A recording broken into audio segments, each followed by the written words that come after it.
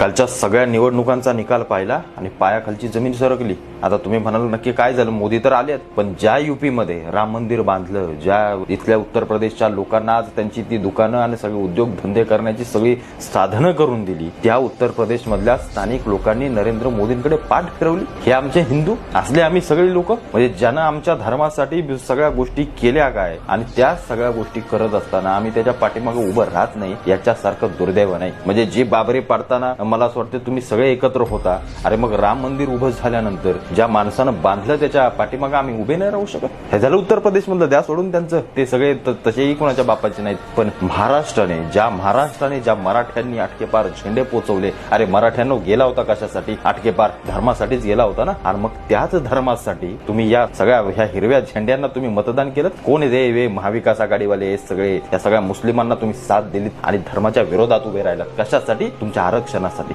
आरक्षण मिळालं पाहिजे, मिळेल ना। महाराष्ट्राची अजून येणारी निवडणूक आहे, पण नरेंद्र मोदी धर्मासाठी किती महत्वाचे होते ते तुम्हाला नाही समजलं। मराठ्यांनो तुम्ही शूर आहात, आपण सगळे शूर आहोत, एवढेच आपण भोळे देखील आहोत, एवढं मात्र नक्की झाले या सगळ्या गोष्टीतून। आणि शिवरायांचा जो शब्द होता की माझा काशीचा विश्वेश्वर सोडवा, त्या काशीच्या विश्वेश्वराला सोडवायलाच नरेंद्र मोदींना आपल्याला मतदान करायचं होतं। आज छत्रपतींच्या मनाला काय वाटत असेल, खरंच काय वाटत असेल, मला हा प्रश्न पडला। म्हणजे मराठा सारखा एखादा धर्म योद्धा या सगळ्या गोष्टींकडे पाठ फिरवतो, याच्यासारखं दुर्दैव नाही। ते फडणवीस काय कोण आहेत आणि काय एकनाथ शिंदे कोण, शरद पवार आणि काय अजित पवार फुटले, सगळं घाणेरडं राजकारण, त्याचा रोष आपण राज्याच्या निवडणुकीत दाखवला असताना रे, पण इथं नरेंद्र मोदींची हात बळकट करायचे असताना तुम्ही या सगळ्या गोष्टींकडे पाठ फिरवली, याच्यासारखं दुर्दैव नाही। मराठ्यांनो आपल्या इतिहासावर मग प्रश्नचिन्ह उभे राहतात।